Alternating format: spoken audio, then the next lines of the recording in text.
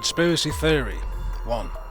A theory that rejects a standard explanation for an event and instead credits a covert group or organisation with carrying out a secret plot. 2. A belief that a particular unexplained event was caused by such a covert group. 3. The idea that many important political events or economic and social trends are the products of deceptive plots that are largely unknown to the general public. 4. The belief that the government or a covert organisation is responsible for an event that is unusual or unexplained, especially when any such involvement is denied. 5. An attempt to explain harmful or tragic events as a result of the actions of a small, powerful group. Such explanations reject the accepted narrative surrounding those events. Indeed, the official version may be seen as further proof of the conspiracy. These are just some of the various definitions that you can find for the phrase, although the list is not exhaustive. Rather than the phrase always being used honestly, the meaning and effect of the phrase upon those hearing it have been altered through the repeated use of neuro-linguistic programming. Checking the phrase on certain websites gives a view that all conspiracy theories, and those who believe in them, are false, illogical, lacking evidence, are faith-based, relying on mental issues such as psychological projection and paranoia rather than demonstrable facts. This is only partially true, yet these sources create the impression the phrase and anything related to it is always false, misguided, and to be avoided. Okay, so we're going to have a quick look online.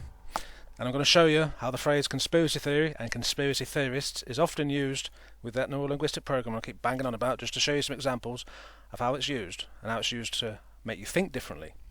Now, Wikipedia is not a website I personally put a lot of trust in. It's useful, I use it occasionally, but it can't be 100% trusted. Some websites, or some pages rather, you cannot edit properly because they are government endorsed. Some of these are used as an inoculation. You know, you look at some things, Wikipedia pops up to basically debunk it before you've even had a look. So you can't always trust it, but let's see what Wikipedia says at least, to start with. Right. We're not going to read all of it, we're just going to read certain bits. Okay, conspiracy theories resist falsification and are reinforced by circular reasoning. So, circular reasoning tells you what it means there, falsification again tells you what it means there. Okay, so it's just equated conspiracy theories with those two. Now, it depends what the theory is. Some of them would link with these and some wouldn't. Okay, so let's move on. Both evidence against a conspiracy and an absence of evidence for it are reinterpreted as evidence of the truth. Again, sometimes, but that's not particularly a good example. Good examples of a conspiracy have evidence. Right. Whereby the conspiracy becomes a matter of faith rather than something that can be proved or disproved. Again, dodgy conspiracies, become a matter of faith, but some have proof. Right. Research suggests that conspiracist ideation, belief in conspiracy theories, may be psychologically harmful or pathological. So again, take that with you, psychologically harmful and pathological, and plug it into conspiracy. Okay, conspiracy. The two ideas are put together. You think of them together, it makes you believe that it's always the same thing, but not always. Right. Again, psychological projection, paranoia, and I'm even going to try and pronounce that one. Right. You can say how it's being used. It's always in the negative. They never, ever, ever, ever show it in a positive light. Okay, some conspiracies are positive, some are negative. It's like everything. You have to take each individual bit of information as it is. Once limited to fringe audiences, have become commonplace in mass media. Well, that's because of the internet, partially. Now here, look, we've got this here on the right. The eye of providence, or the all-seeing eye of God, seen here on the US $1 bill, has been taken by some to be evidence of a conspiracy involving the founders of the United States and the Illuminati. I am one of them, but it's not because, oh look, there's an eyeball on pyramid. It's not that simple. One, you have to read what it says in Latin. Two, you have to look at what the world leaders are publishing in their materials and saying on the news, and just look at what's going around you. Things link up quite well. But because you come to Wikipedia, or because this pops up, people go, oh, okay, it must be false then, because the internet said so. No, it's not quite simple. Right. Right, this is prominent. A conspiracy theory is not simply a conspiracy. That is true, because a theory is obviously a theory. Conspiracies are actual covert plots planned and or carried out by two or more persons. Now, some people don't believe conspiracies happen, right, because your head's in the sand. Things happen, unfortunately. It's not good. you know, the bad conspiracy is not good, but at the end of the day, it's conspiring. Two or more people talking, having a conversation to do something. That's basically all it is, right? A conspiracy theory, on the other hand, is an intellectual construct. Yeah, an idea in the head that you think, right? So there's a difference there, and some people can't tell the difference. Okay, now there's plenty more you can read on this. I'm not going to read the whole thing. I just wanted to show out a couple of areas where it basically picks a phrase, conspiracy theory, and then links it to something negative. So every time you hear the phrase, you're going to think of those negative things, if not consciously, then subconsciously. Right, another website, newscientist.com, term conspiracy theories. Okay, it's up there. This, again, puts it in a very bad light. Let's have a quick read. Is COVID-19 caused by the 5G phone network or the product of a secret Chinese bioweapons program? No! There is no evidence that either of these claims are true. There is some evidence, actually, but that's not the point of this particular video. I'm not going to go into these particular conspiracies or any of them. I don't believe everything about them, but some I do. I'm just going to go to that phrase again. We're looking at the phrase. Okay? But to some people, that very lack of evidence is itself clear evidence of a cover-up. Not to me. I look for evidence, not just a lack of evidence. But anyway, some people might do. Welcome to the paranoid topsy-turvy world of the conspiracy theory. Right, so we've got paranoid and topsy-turvy world. In other words, a idiot. Okay? Linked with conspiracy theory. Paranoid, conspiracy theory. Paranoid, conspiracy theory. Put the two ideas together, you're going to get that stuck in your head. Right.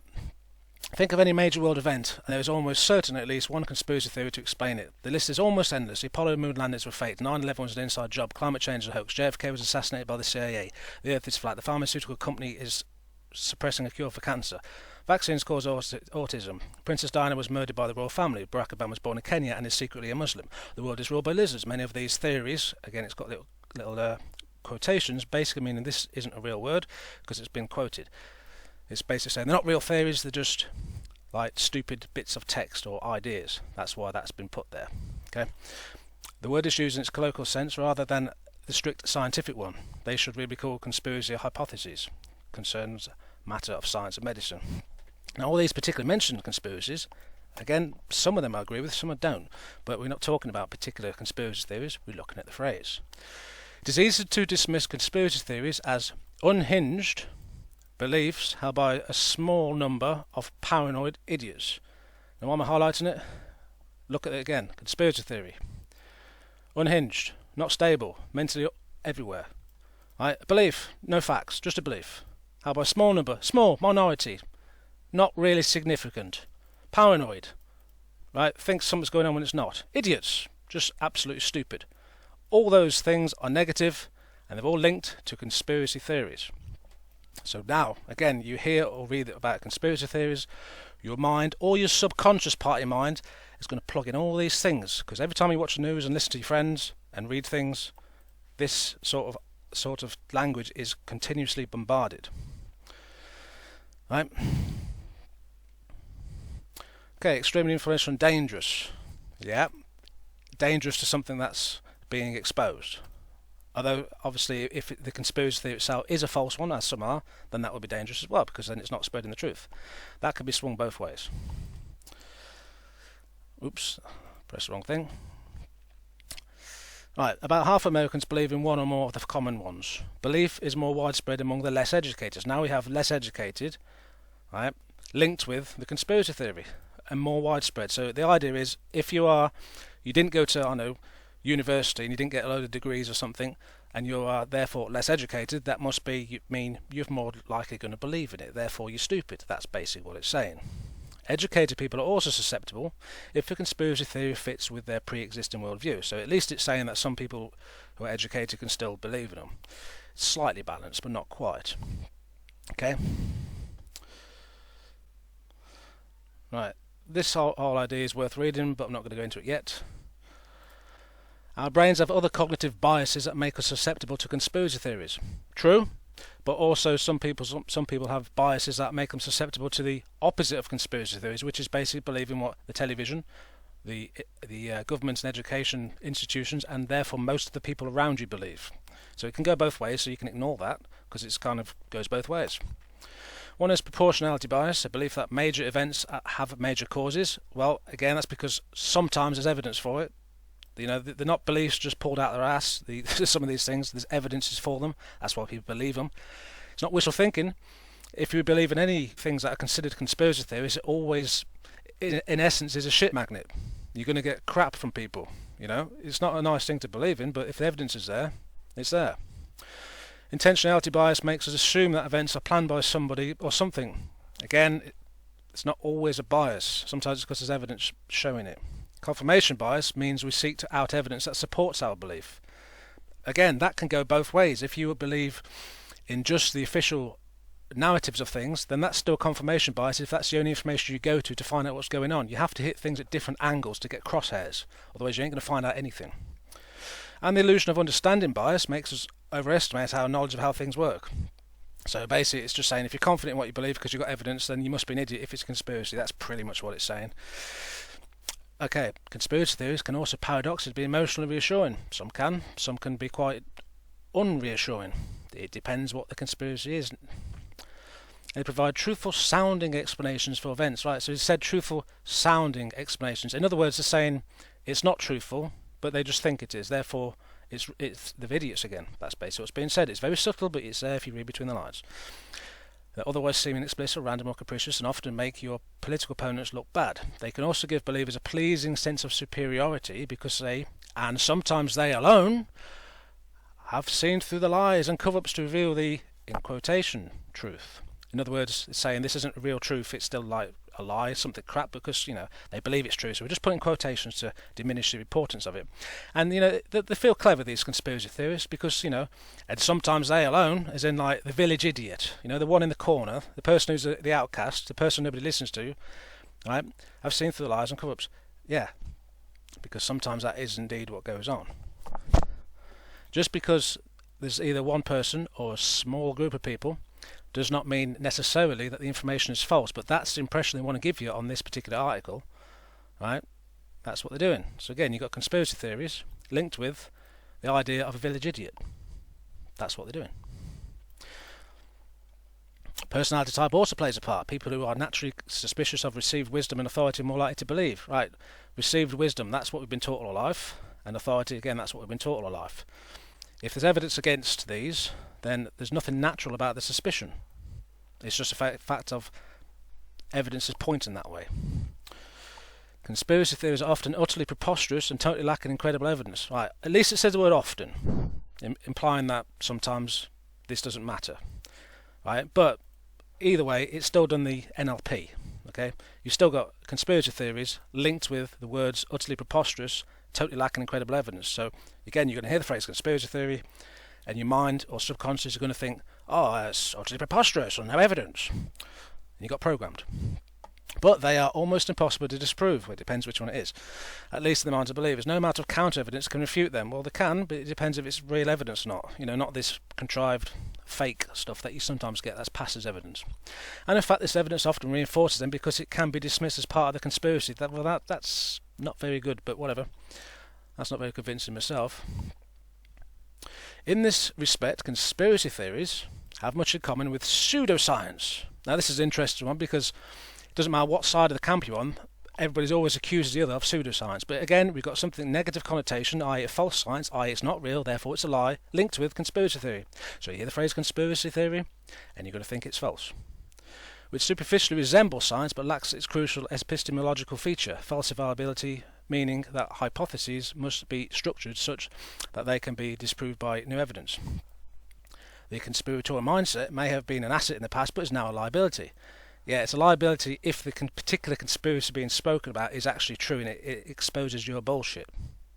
But it depends on the actual conspiracy, doesn't it? When it comes to dealing with important issues such as climate change or the cause of COVID-19, conspiracy theories are a major obstacle to reasoned debate and evidence-based action. Well, a decent conspiracy theory houses loads of evidence. So again, that's a bit biased to say that it depends on the conspiracy. So you see how this website, at least, just basically onslaughts the phrase conspiracy theory and links it with idiot. Essentially, it's just like Wikipedia did, but even more so on this one. Now, there's different websites you can get this from. Counter and Criticism of the Warren Report. CIA document 1035-960 concerning criticisms of the Warren report. You can download this from government websites. You can download it all over the place. Okay, this here, what you see here, is just a visually clearer transcription of what you're going to see here. So here we go. That's what the actual document looks like. I'll just zoom in a bit, make it easier on you. Now we're not going to read the whole thing. You can pause it if you want. We're going to just pick out little bits. Yes, we are cherry picking, which is not always a bad thing. Depends what you're cherry picking for. Right, our organisation itself is directly involved. Among other facts, we contribute information to the investigation. Conspiracy theories have frequently thrown suspicion on our organisation. Okay, so it's mentioned the conspiracy theories obviously put suspicion. Well, obviously they do. Right, the aim of this dispatch is to provide material for countering and discrediting the claims of the conspiracy theorists. So the telling you outright, the whole point of this paper is to put information out there that basically discredits the conspiracy theories. Now, this is irregardless of whether the conspiracy itself is a true one or false one. That's not even the subject of the vid, it's just how they're using the phrase. Okay, so pay attention. Right, let's go to the next page. Right, A, to discuss the publicity problem with the liaison and friendly elite contacts, especially politicians and editors. Why especially politicians and editors? Because they're very good at lying and twisting things. Pointing out that the Warren Commission made as thorough an investigation as humanly possible, that the charges of the critics are without serious foundation. So again, we've got the idea that the charges of the critics, i.e. the conspiracy theorists, don't have serious foundation. In other words, they're talking rubbish. That's, again, that idea they're putting in your head. Okay? And further speculation, discussion only plays into the hands of the opposition. So in other words, they're just saying, try not to talk about it, because it just makes it worse. Right. Point out, that means do this. This is an action point. Point out also that parts of the conspiracy talk appear to be deliberately generated by communist propagandists. So now what it is, they're going to point that out. So people hear the phrase conspiracy theory, and at this time, at least in the 60s, they're going to think, oh, communist propagandists, because they're linking the two ideas together, even though it's not true. It's diversionary. Okay, it's a diversion. Urge them, that's another action point, to use their influence to discourage unfounded and irresponsible speculation. Again, some of the information is not unfounded and irresponsible in certain conspiracies. It depends what's going on. Okay, but they're telling you to do that. Now, B, to employ propaganda assets to answer and refute the attacks of the critics. Well, hang on a minute. I'm in the UK, but I know our government and the American government are kind of like brothers in a sort of way.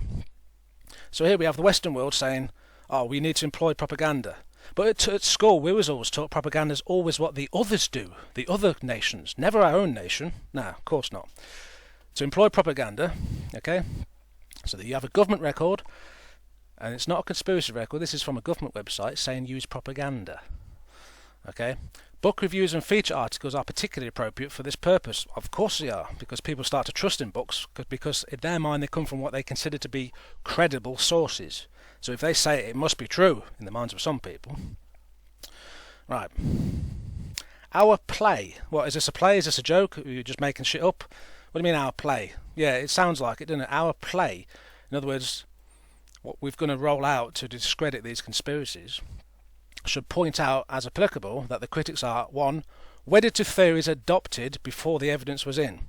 So this is what they're going to say as part of their play. It doesn't mean whether it's true or not, but this is what they're going to publish out there to make people believe.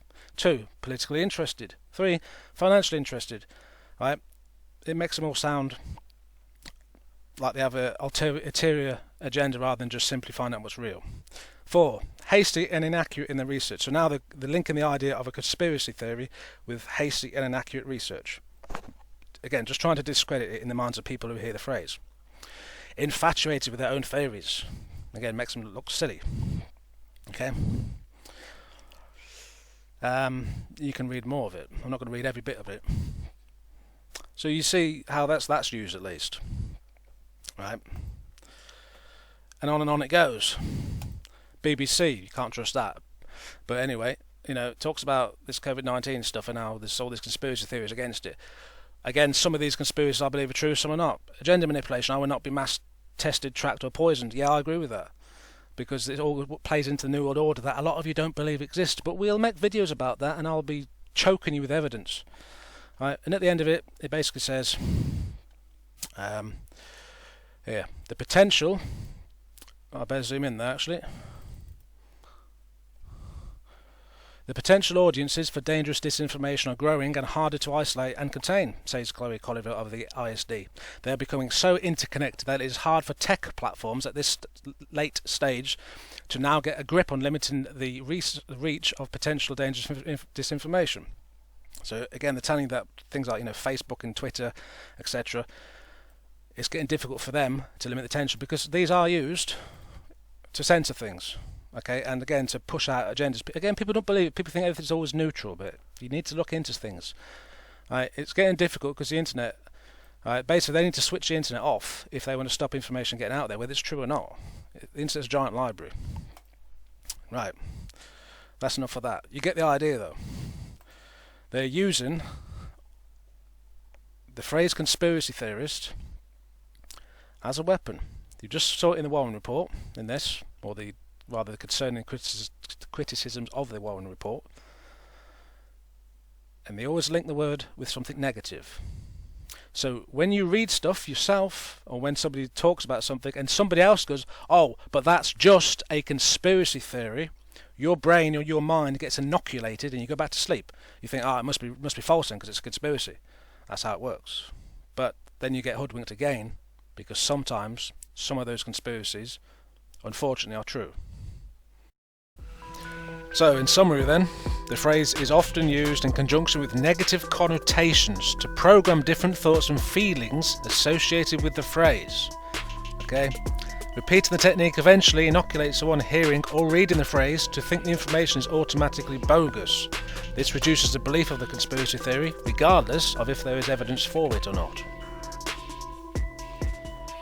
Official, so-called, outlets, such as governments, news media, political and scientific institutions, usually for the most part are on the same page with certain information. Not all information, of course, but there's a certain party line that's towed. Has to be kept. Anything contrary that would expose any ill conduct is called a conspiracy theory, regardless of whether there is any evidence or not. And this is a main point. This might be you, this might be your friends and family. But most people we meet in life will, upon hearing the phrase conspiracy theory, automatically have a set of thoughts or feelings triggered by the programming, which in effect makes them believe any subject linked to the phrase must by default be retarded, untrue, and thus not worth their time researching things. This is how we get duped. They just literally say the phrase and you switch your brain off. A lot of you do. I've felt it myself until I woke up to it. It happens, it works, it's very, very effective. But it's not just the phrase conspiracy theory. There's many phrases they use to have the same effect on us. And this video has been talking about just the one phrase. I could go on. And in fact, being the first video of the main series, I decided to hit this right now because a lot of the information in the following videos will by definition be considered, not necessarily be, but be considered conspiracy theory, because it's not always going to be in line with official information. So I thought I'll make the video now and get that one nipped in the bud. So if any of you watch my stuff and you say, oh, that's just a conspiracy theory, you're off your head, I'm just going to point you to this video and you can go over it and see why it's not necessarily wrong. Anyway, let me know what you think. Thanks for watching.